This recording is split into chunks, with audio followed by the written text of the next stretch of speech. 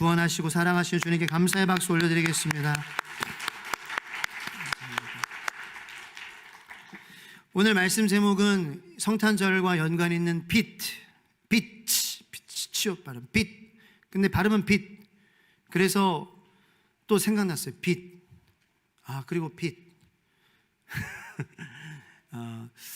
제가 이렇게 저 부캐가 있어요. MC 하목사라고. 그래서 하나님의 힙합 전도사인데 활동하고 있는데 뭐 잘 몰라요. 저 나름대로 활동하고 있어요. 네. 그런데 그래서 저는 언어에 조금 관심이 조금 있어요. 그래서 빛, 정말 예수님은 빛이시죠.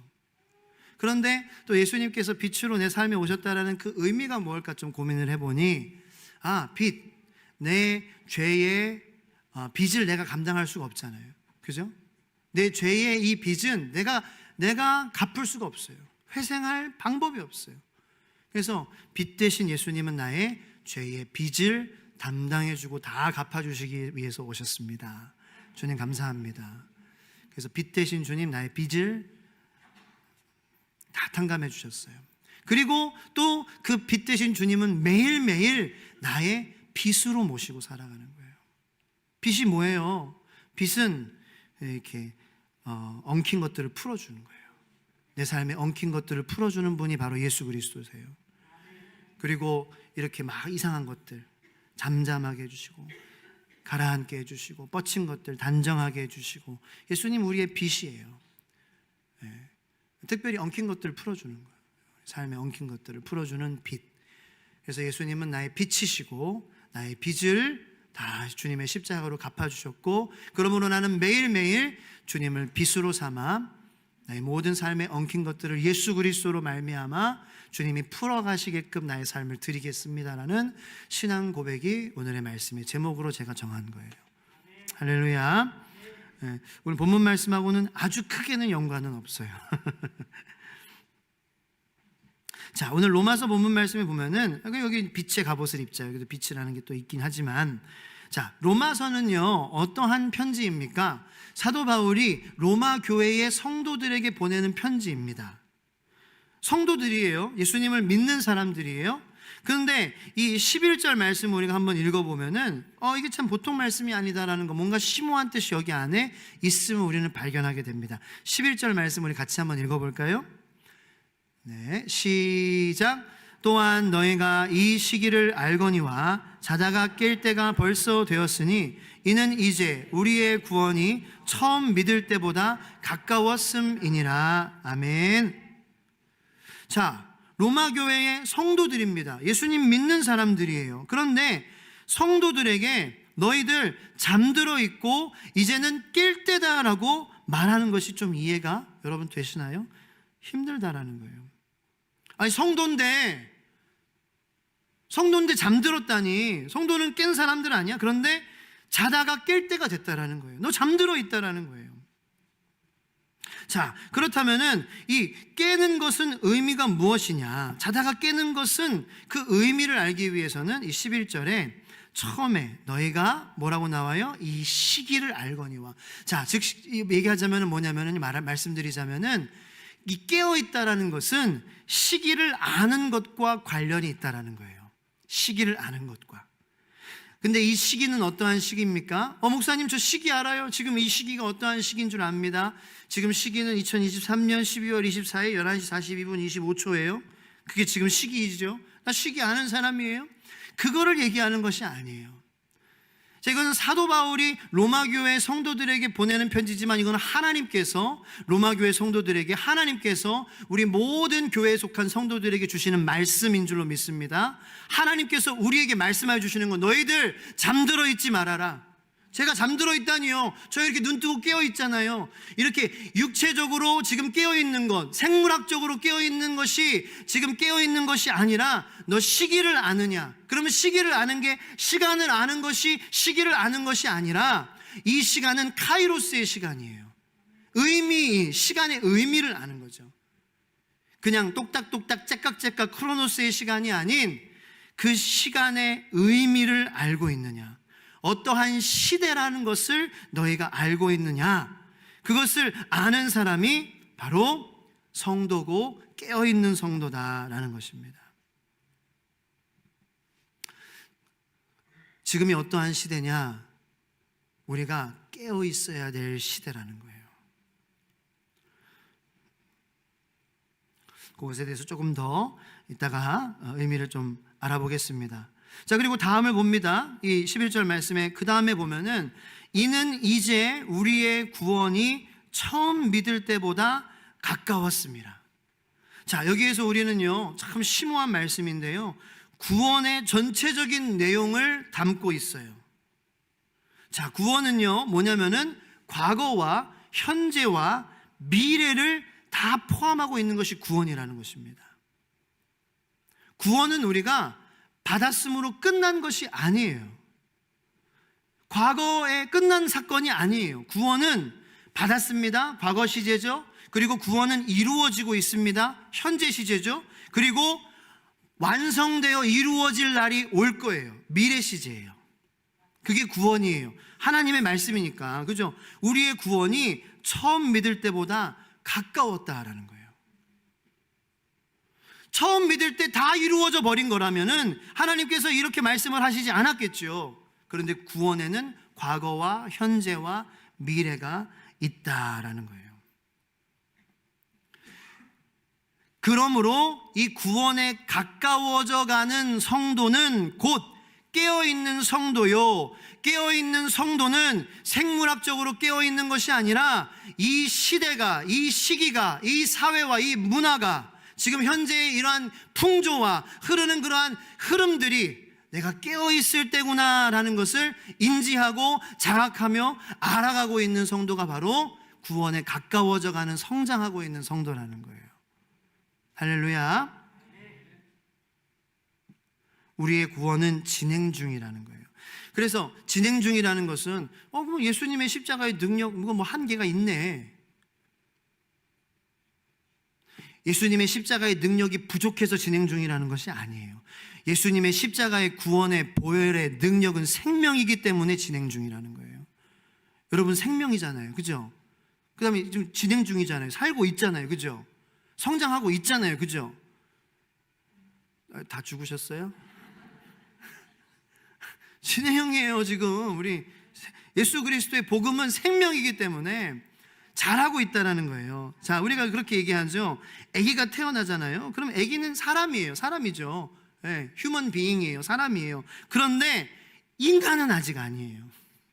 아직 인간이 덜 됐어요. 그래서 김보경 목사도 우리 애들이 뻘짓할 때가 있어요. 막 out of control 될 때 있어요. 컨트롤 되지 않을 때. 그때 뭐라 그래요? 동물이라 그래요. 동물. 인간 되기를 포기한 거예요. 포기한 것보다 아직 덜 된 거예요. 돼가고 있는 거예요. 5살, 6살, 7살 돼가면서 인간이 되어가고 있는 거예요. 그래서 인간이 되려면, 사람 구실하려면 시간이 걸려요. 얼마 정도 걸릴까요? 답은 없어요. 4, 50년, 사람마다 달라요. 4, 50년 걸리는 사람도 있고, 저는 제 소견으로는 저는 평생이라고 생각해요. 어느 한 시점이 돼서 저는 인간다운 인간입니다. 이렇게 내가 하늘을 우러러 한 점 부끄러움, 나는 사람다운 사람이요. 이렇게 얘기할 수 있는 사람이 어디 있겠어요? 예수님 모르면 그렇게 얘기할 수 있어요. 근데 하나님 나를 창조하시고 하나님 인간을 창조하셨을 때 그 하나님의 뜻과 하나님의 목적과 하나님의 마음을 우리가 다 어떻게 헤아리겠어요? 그 헤아리지 못한다면 우리는 사람다운 사람이 아닌 거죠. 그죠?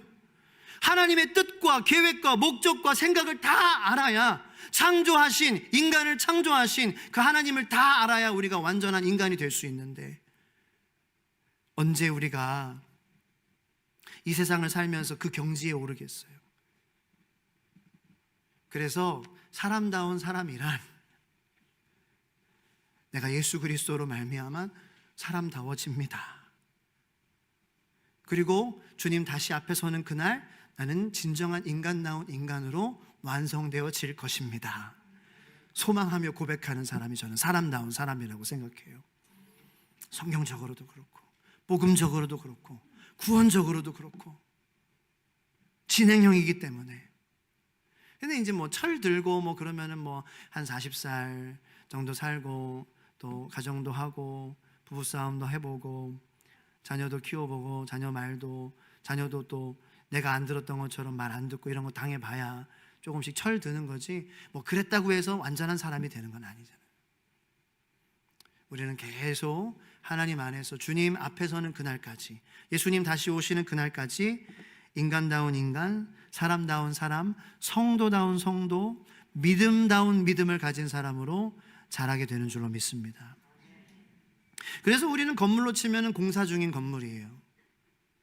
여러분, 공사 중인 건물은 어때요? 지나가 보면 그래서 볼품이 없어요. 그러나 시간이 흐르고 공사가 다 마쳐지면은 멋진 건물이, 빌딩이 쓰는 거예요. 완성의 시간을 향해서 우리가 예수님 안에 있을 때에 멋지게 그렇게 세워지는 빌딩과 같이 드러나게 될 줄로 믿습니다. 그러므로 지금 공사 중인 것 같아서, 볼품 없어서 힘들고 포기하고 싶어도 절대로 예수님께서 여러분들을 세워가시고 지어가시는 것을 포기하지 마시기를 축복합니다. 완성의 구원의 시간은 언제 이루어집니까? 우리 신랑 예수 그리스도께서 다시 오시는 그 순간, 그때 우리는 꿈꾸던 새로운 세계, 영원한 하나님의 시간으로, 카이로스로 들어가게 되는 것입니다. 자, 그날을 위해 두 가지를 사도 바울은, 하나님께서 사도 바울을 통해서 우리에게 말씀하시는 거예요. 12절, 13절, 14절 오늘 본문 말씀, 나머지 다 한번 같이 읽도록 하겠습니다. 시작. 밤이 깊고 낮이 가까웠으니 그러므로 우리가 어둠의 일을 벗고 빛의 갑옷을 입자. 낮에와 같이 단정히 행하고 방탕하거나 술 취하지 말며 음란하거나 호색하지 말며 다투거나 시기하지 말고 오직 주 예수 그리스도로 옷 입고 정욕을 위하여 육신의 일을 도모하지 말라. 아멘. 낮에와 같이 어둠의 일을 벗고 12절에, 그리고 13절에 보면은 낮에와 같이 단정히 행하라. 그러면서 이 어둠의 일이 무엇인지, 12절에 나오는 어둠의 일이 무엇인지 이 13절에 하나님께서 우리에게 말씀해 주세요. 뭐예요? 방탕한 거, 술 취하는 거, 음란한 거, 호색하는 거, 다투는 거, 시기하는 거, 이게 어둠의 일이라는 거예요. 네, 어둠의 일. 이 어둠의 일을 벗으라는 거예요. 이 어둠의 일을 어떻게 하면 벗을 수 있을까요? 네. 자, 우리는 사복음서에서 구체적으로 조금 더 우리가 이 어둠의 일을 우리가 어떻게 벗을 수 있을지 조금 구체적으로 설명된 곳을 한번 우리가 찾아보길 원합니다. 여기는 화면이 없습니다. 여러분들 마가복음을 한번 찾아보세요. 마가복음 7장을 한번 찾아보시기 바랍니다. 마가복음 7장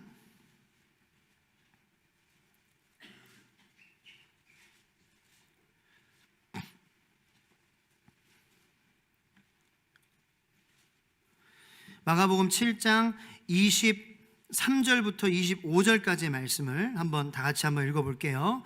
마가복음 7장 23절부터 25절까지의 말씀입니다. 네, 찾으셨으면 다 같이 한번 읽겠습니다. 시작. 이 모든 악한 것이 다 속에서 나와서 사람을 더럽게 하느니라. 예수께서 일어나사 거기를 떠나 두로 지방으로 가서 한 집에 들어가 아무도 모르게 하시려 하나 숨길 수 없더라. 이에 더러운 귀신 들린 어린 딸을 둔 한 여자가 예수의 소문을 듣고 곧 와서 그 발 아래에 엎드리니, 거기까지요. 그리고 이제 그 이후에는 이 여자가 어떠한 여자인지 소개가 나옵니다. 헬라인이요 수로보니게 족속이라, 이렇게 나와요. 예수님께서 말씀하셨어요. 수로보니게 여자를 만나시기 전에 이 우리의 정결함을 더럽히는 더러움은 우리 안에서 나오는 것이다 라는 거예요.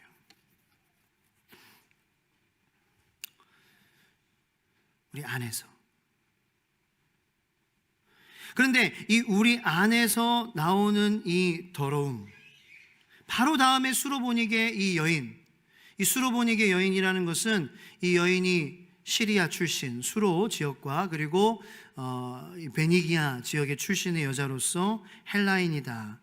그래서 이 여자의 어떤 그런 그 당시의 사회의 스테이터스, 어떤 그런 그 여자의 설명을 해주고 있어요. 어떤 여자는 귀족 여자라는 거예요. 부족할 게 없는 여자였다라는 거예요. 수로보니게 여인이라는, 왜 굳이 마가가 그렇게 설명을 했냐?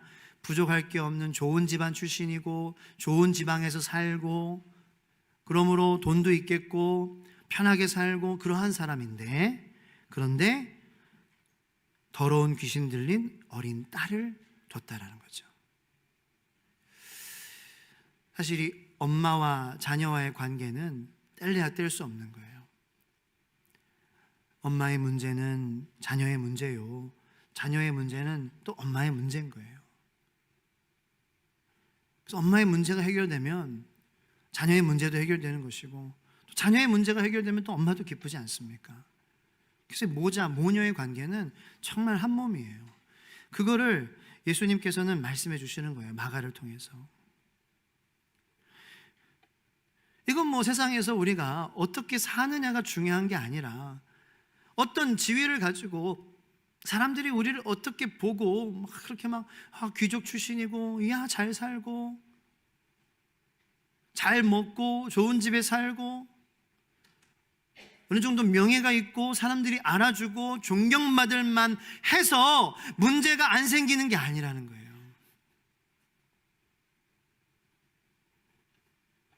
그럼에도 불구하고 그 안에 세상의 권세 잡은 자, 악한 영, 마귀, 사탄을 우리가 방어하지 못하고 우리 안에 들이면 더러워지고 냄새나고 질서가 없어지고 이 어둠의 일들이 일어나게 된다는 거예요. 그래서 이 귀신을 묘사하는 수식어로 더러운 귀신이라고 쓴 거예요. 그냥 귀신이 아니에요. 귀신은 더러운 존재예요. 귀신이 물을 흐리는 거예요.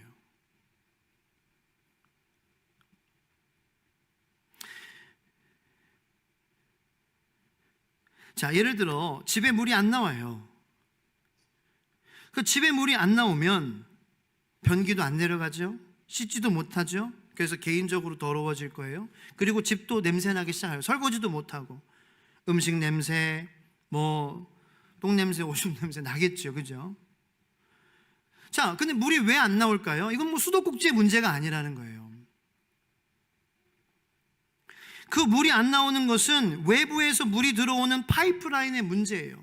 다시 말해서 이 수도관이 문제인 것이 아니라 우리 성도들이 하나님과 연결되어 있지 못하게 마귀가 연결관을 끊어버리면 그것으로 인해 내 안에 음행, 악독, 시기, 미워하는 거, 이상한 태도를 갖는 거, 교만한 거, 이러한 더럽고 냄새나는 문제들이 내 안에서 일어난다라는 거예요.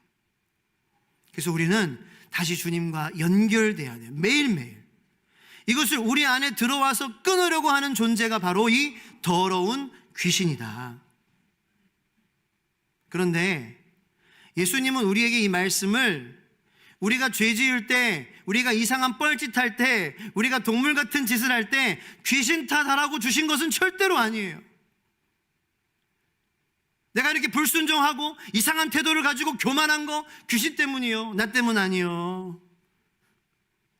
그 탓하라고 말씀을 주신 게 아니에요. 우리가 싸워야 할 주적이 누구인지, 우리를 정결하지 못하게 아주 사탄 마귀는요 뻔하게 안 들어와요. 사탄 마귀는요 뻔할 뻔자로 공격하지 않아요. 아주 교묘하게, 아주 멋들어지게, 그게 맞는 거야 라는 그러한 느낌을 주면서 들어오는 거예요. 그렇게 방해하는 악한 영의 존재를 우리가 안다면, 그것을 알아라 라는 거예요. 안다면 그 영을 파하는 유일한 능력 되시는 예수님께 나아오라고 예수님은 이것을 우리에게 말씀해 주신 거예요. 귀신 탓하며 나 이러는 거 어쩔 수 없슈, 나 이렇게 죄 짓는 거 어쩔 수 없슈, 그게 아니라 안다면 그 악한 영에 더럽게 하는, 무질서하게 하는, 막 괴롭히는, 그것을 이길 수 있는 능력 되시는 이름, 유일한 예수 그리스도를 내가 너에게 보내줬음을 네가 기억하고 그것으로 그 마귀에 대적하며 나를 기다리며 소망하는 삶을 살아라라고 우리에게 말씀하여 주시는 줄로 믿습니다. 그게 성탄절이에요. 우리에게 그런 예수님을 주셨다라는 거예요. 내 안에 있는 모든 더러움들 냄새나는 것은 그 주신 예수님을 우리가 받고 누리지 못함으로 더러워지고 냄새가 나는 거예요. 더러운 귀신의 공격과 유혹과 관계에 우리가 빠져 들어가지 말고 깨어 있으라. 로마서 깨어 있으라. 이 시대가 너희가 깨어 있을 시대다. 정말 마귀가 아주 교묘하게 문화와 사회와 교과서들과 모든 그러한 지식과 너희 하는 일을 통해서 침투하려고 해. 깨어 있어. 시대를 분별해야 돼. 시간을 아는 게 중요한 게 아니야. 너희가 깨어 있고 기도하고 내 예수의 이름으로 예수에 집중하고 예수의 초점을 맞추고 처음 오신 예수님을 내가 기억하며 다시 오실 주님을 기다리는 것에 초점을 맞추는 삶을 네가 살아야 깨어있는 성도 너의 구원이 점점 더 가까워지는 그러한 성도의 삶인 것이야 라고 우리에게 주시는 오늘 말씀인 줄로 믿으시기를 축복합니다. 여러분, 우리가 악한 영에 대한 존재를 알면서도 그 영이 내 안에 들어오는 것을 예수의 이름으로 막지 않았을 때 내 삶에서 냄새나기 시작해요. 더러워지기 시작해요. 질서가 무너지기 시작해요. 그것을 알고도 예수님을 찾지 않는 것 죄예요. 죄예요. 방조죄예요. 음주하는 사람 알아요? 음주했어요? 그러면 그 사람을 알면 멈춰야 돼요. 그 사람 음주했는 거 아는데도 그대로 하게 하면은 음주, 방조 죄로 걸려요. 걸려요. 내 안에 지금 냄새나는 거, 더러운 거, 내가 예수의 이름으로 예수에게 집중하지 못하고 예수에게 초점 맞지 못하고 초점을 맞추지 못하고 예수 생명이 내 안에 있는 나는 홀몸이 아닌 것을 내가 잊고 살았기 때문에 그런 거야 라고 돌아와야지. 알면서도 하지 않으면 방조예요. 방조. 우리의 실질적인 물론 내가 예수로 살지 못하는 것이 그것이 나의 부족함이고 나의 죄예요. 우리 실질적인 대적의 실체는 악한 영이다. 자, 그래서 이 종교 생활은요, 우리가 내부 문제로 다 이해를 해요. 나의 윤리가 부족해서 그래. 내가 성경적인 지식이 부족해서 그래. 내가 공부를 더 해야 돼. 내가 돌을 더 닦아야 돼. 내가 더 종교 생활을 더 쌓아야 돼. 내가 더 출석을 열심히 해야 돼. 이게 아니라는 거예요. 내 윤리의 부족함이 아닙니다. 내 윤리의 부족함 때문에 내 안에 악한 영이 침투하는 게 아니에요. 돈이 없어서도 아니에요. 사회적인 지위가 없어서도 그것 때문이 아니에요. 그 지위가 있어서 나를 보호해주는 게 아니에요. 내 결함이 있어서가 아니에요. 내 결함 때문이 아니에요. 내 수양의 부족이 아니에요. 우리는 다 결함이 있다고 제가 말씀드렸죠. 다 결함이 있어요. 그걸 뭔가 종교 생활을 통하여서 바꾸려고 하고 좀 더 나아지려고 하고 우리는 기존에 있는 것들을 포기하지 못하고 거기서 좀 더 나은 것들을 바라는 그러한 생각을 탈피해야 된다. 우리는 완전히 새롭게 입혀져야지 살 수 있는 사람들이에요. 그게 성도예요. 그 새 포도주를 새 부대에 넣으라는 말이에요. 완전히 새로워져요. 그게 뭐예요 그게? 다른 사람의 정체성으로 살아라? 아이덴티티 띠프가 되라는 게 아니라 다른 사람의 그런 신분을 훔치라는 게 아니라 예수로 덮여야 된다는 거예요. 예수의 십자가로 덮여져야 돼요. 가려져야 돼요. 주님의 은혜와 긍휼로 숨겨져야 돼요. 그것밖에 방법이 없어요. 종교 생활은 돛 닦는 거예요. 수양하는 그게 아니라는 거예요. 그걸로 문제가 해결이 될 수 없어요. 그걸로 더럽고 냄새나는 것이 치워질 수가 없어요. 예수님의 은혜로 덮어지시길 축복합니다. 그래서 빛의 갑옷을 입으라는 거예요. 입으라는 거예요. 빛의 갑옷은 뭐예요? 예수의 옷으로 입어라. 예수를 입으라는 거예요. 예수, 진리의 옷을 입어라. 예수를 입는다는 의미가 무엇일까요? 우리의 구원이 언제 완성이 됩니까? 제가 아까 말씀드렸죠. 신랑 예수님이 오실 때 완성이 되는 줄로 믿습니다. 우리의 모든 삶을 신랑이 다시 오시는 그날에 집중하고 초점을 맞추고 예수 그리스도가 다시 오는 그날에 집중하는 것을 돕는 것이라면은 그 어떤 것이든지 시도해 보는 거예요. 내가 다시 오실 예수님을 더 생각나게 하는 것이라면은 어떤 것이든지 가리지 않고 재지 말고 도전해 보는 게, 그게 예수의 옷을 입는 사람이에요. 뭐예요? 매일매일 말씀으로 묵상하고 기도하는 거, 그리고 공동체에서 목회자를 통하여 주시는 말씀을 내가 당시에는 못 듣더라도 새벽 예배 방송으로라도 메시지 듣는 거, 수요 예배, 주중에 금요 예배, 주중에 예배 더 많이 나오려고 하는 거, 그걸 통해서 다시 오실 예수님에게 집중하는 시간이 된다면 해보자라는 거예요. 종교 생활로는 말고, 종교 생활로는 하지 말자고요. 우리가 하나님이 살아계심을 하지만 인정하며 하나님의 말씀이 공동체의 예배와 나의 개인적인 말씀 묵상과, 그리고 기도하기 힘들고 어려울 때에 예배당에 나와서 혹은 여러분들 삶의 자리에 있는 그러한 기도의 골방에서 깊숙이 주님 만나는, 깊이 만나는 그 시간, 깊은 임재의 시간으로 들어가서 주님과 함께 시간을 보내는 것이 다시 오실 주님께 집중할 수 있다라면은 그렇게 해보자, 그것을 결단하며 시작하는 나머지의 영원한 여생이 바로 오늘 성탄절이 시작이 되기를 축복합니다. 그것이 예수의 옷을 입는 사람이에요. 내가 주님께 집중합니다. 주님께 집중하지 못한 것을 회개합니다. 이 시간 함께 기도하기 원합니다. 우리에게 빛의 갑옷으로 입혀주시기 위해 우리 죄의 빚을 자신의 살과 피로 주님께서는 죽으심으로 갚아주시고 자신의 피와 살로 옷이 되셔서 우리를 덮어주셨어요. 아담과 하와가 죄짓고 에덴 동산에 살 수 없을 때에 하나님이 동물을 죽이셔서 가죽 옷을 입히셨던 것은 그 예수 그리스도의 우리의 구원의 사역, 옷 입히시는 사역, 우리가 매일매일 그 옷을 입어야 하는 성도의 생활을 우리에게 단적으로 대표적으로 보여주고 있어요. 이 성탄절은 불교의 석가탄신절 이런 게 아니에요. 정말 우리 생명이 달려있는, 우리 가정에 생명이 달려있는 그러한 중요한 결단의 시간이 되어야 돼요. 홀리데이가 아니에요. 홀리데이가 이제는 우리는 전쟁 중이에요. 우리는 이 전쟁 중인 시대에 전쟁하고 있지 않는 그러한 생각을 가진 군인은 얼마나 전쟁 중이라 그래서 겁들이는 건 아니에요. 우리나라도 지금 전쟁 중이잖아요. 하지만 군사들이 깨어 있기에, 지키고 있기에 적이 못 들어오는 거잖아요. 우리도 그리스도인들도 그러한 삶을 살아야 된다고요. 주님의 예수의 깃발을 세우고 주님께서 주신 에베소서 6장에 하나님의 전신 갑주를 입고 예수의 옷을 입고 주님 다시 오실 그날에 초점을 맞추고 그날을 잊어버리게 만드는 것은 좀 절제하기 시작하는 거예요. 내가 예수님 다시 오는 것을 방해하는 생각을 주는 것은 좀 잘라내겠습니다. 예수님 다시 오는 것을 집중하지 못하게 하는 것은 내가 좀 잘라내겠습니다. 이게 예수의 옷을 입는 사람의 성도의 삶인 줄로 믿습니다.